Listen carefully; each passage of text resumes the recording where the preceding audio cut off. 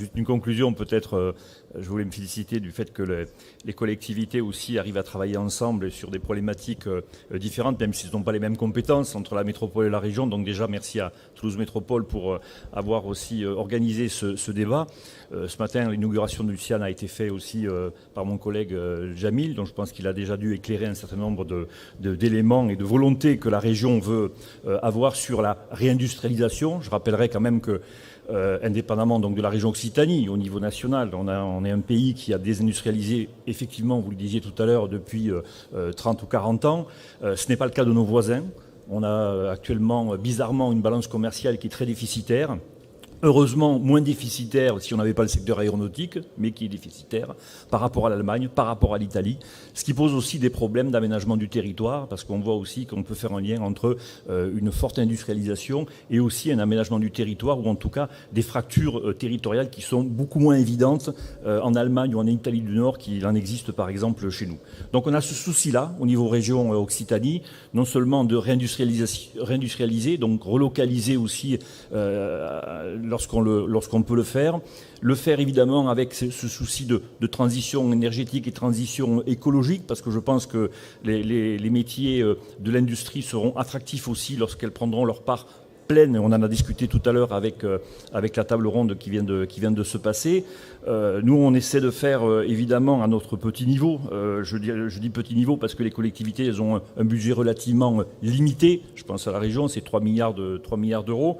À comparer avec les 30 milliards là, qui sont en train d'être mis sur la partie industrielle, qui à mon avis sont une première étape qui pourrait être d'ailleurs démultipliée parce qu'on a besoin évidemment de soutien très très fort pour réindustrialiser. Nous le faisons avec des outils aussi à notre hauteur. On a lancé donc l'agence régionale des investissements stratégiques avec l'objectif justement de relocaliser dans les territoires qui manquaient d'industrie, en essayant de réduire cette fracture territoriale entre Montpellier, Toulouse et les autres parties de la région Occitanie, en le faisant aussi avec les métropoles, parce que je pense que la métropole a intérêt aussi à travailler avec les autres territoires de façon à ne plus concentrer l'ensemble des problématiques et les problématiques des fois négatives. On le voit avec la reprise économique et industrielle sur la région toulousaine par exemple. Les embouteillages le matin ont repris, ce qui n'est pas forcément le cas dans d'autres villes. Tout ça pour dire qu'il faut aussi trouver un équilibre de territoire et donc réindustrialiser aussi ceux qui ont été petit à petit dépourvus d'industrie ces dernières années.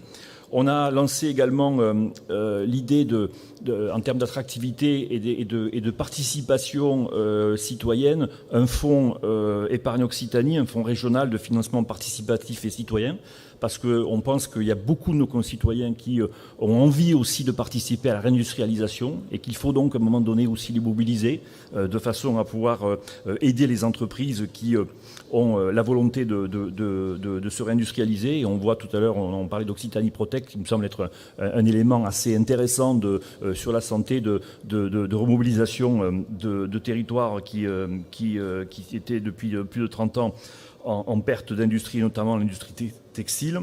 On le fait aussi sur le fonds de soutien à l'investissement dans le territoire et l'agence régionale de l'ARIS, mais pas simplement l'ARIS, l'AREC aussi, l'agence régionale de l'énergie et du climat, où on a voulu concilier justement la partie transition énergétique. Je vous rappelle que la région cherche à être région à énergie positive à l'horizon 2050, ce qui implique évidemment non seulement des investissements dans les énergies renouvelables, mais également aussi dans les baisses de consommation. Et là, il y a tout un système économique aussi qui est en train de se mettre en place, notamment sur la rénovation énergétique des bâtiments, mais pas que. On a voulu aussi dans cet AREC positionner pour les entreprises un volet efficacité énergétique qui bizarrement, contrairement à ce qu'on pensait au début, prend de l'ampleur, de plus en plus d'ampleur, à tel point qu'on vient de signer avec le CNES pour leur faire l'efficacité énergétique, et notamment en Guyane, donc on dépasse très largement la région Occitanie. Tout ça pour montrer qu'il se passe quelque chose aussi dans l'industrie. Je parle du CNES qui est une entreprise aussi publique, mais il y a aussi Andros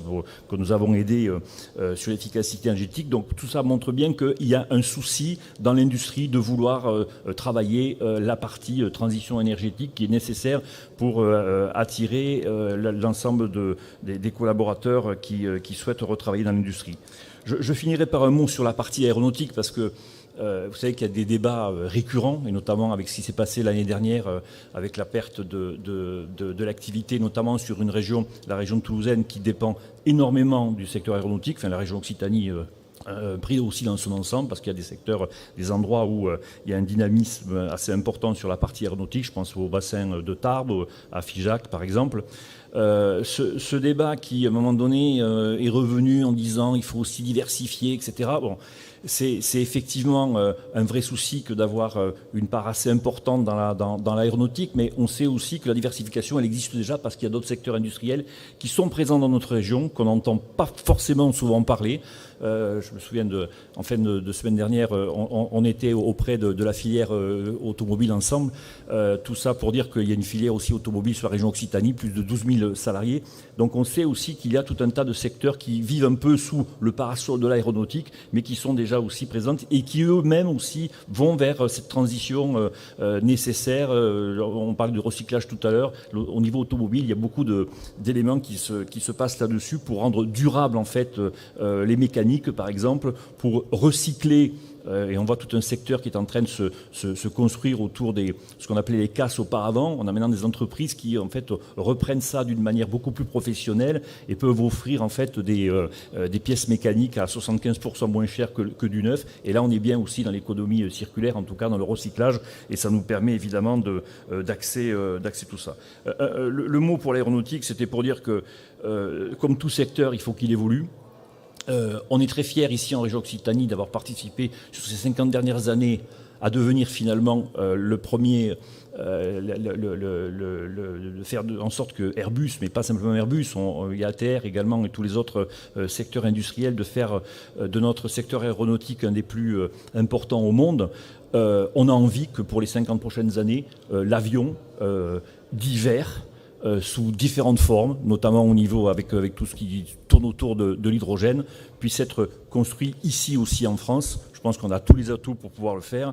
En tous les cas, que ce soit les différentes collectivités, les différents acteurs aussi économiques, que ce soit les entreprises ou les institutions, différents syndicats professionnels, patronaux qui travaillent sur ces secteurs-là, on sera évidemment toujours très unis pour travailler à faire en sorte qu'il y ait un avenir industriel ici et qu'il y ait aussi une acceptabilité de la part de nos concitoyens à l'industrie. On ne peut pas à un moment donné expliquer qu'on veut réindustrialiser et à un moment donné aussi ne pas accepter qu'il y ait ces conséquences, c'est-à-dire un développement économique qui soit lié à des entreprises qui de toute façon se sont déjà transformées et seront évidemment beaucoup plus vertes entre guillemets qu'elles ne l'ont été par le passé. Merci à tous.